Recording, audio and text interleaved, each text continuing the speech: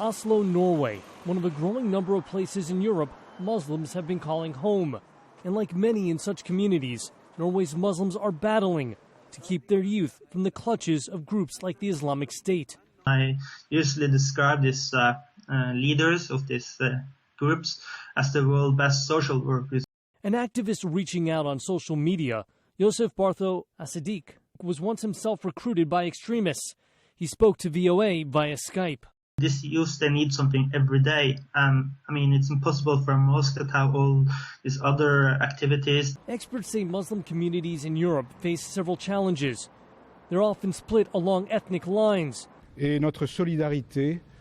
And despite some recent public support after terror attacks in France and elsewhere, help from governments has been inconsistent, especially when it comes to youth, says Professor Kelly Pemberton at George Washington University. Part of the attraction to extremist ideologies has to do with their own isolation in European society, the discrimination that many of them face. And with the growing backlash, Pemberton worries whether needed support will come at all. Such scenes stand in contrast to the safety and inclusion these Muslim children of different backgrounds feel at the Al Dulles Area Muslim Society in Sterling, Virginia, learning to sell Girl Scout cookies. Parents like Hassan Al-Talib are grateful. It makes us really feel that we're secure and we have reached back into the things that we need as parents.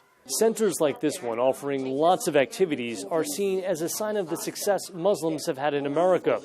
Now, some organizations want to take that success and export it to Europe.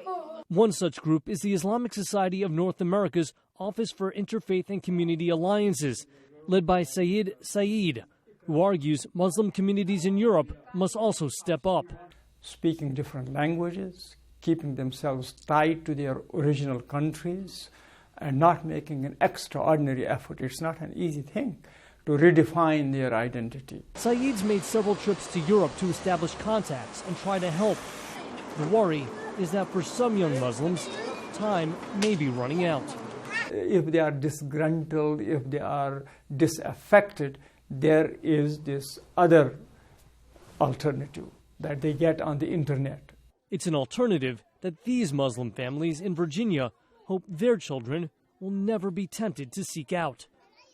Jeff Seldin, VOA News, Washington.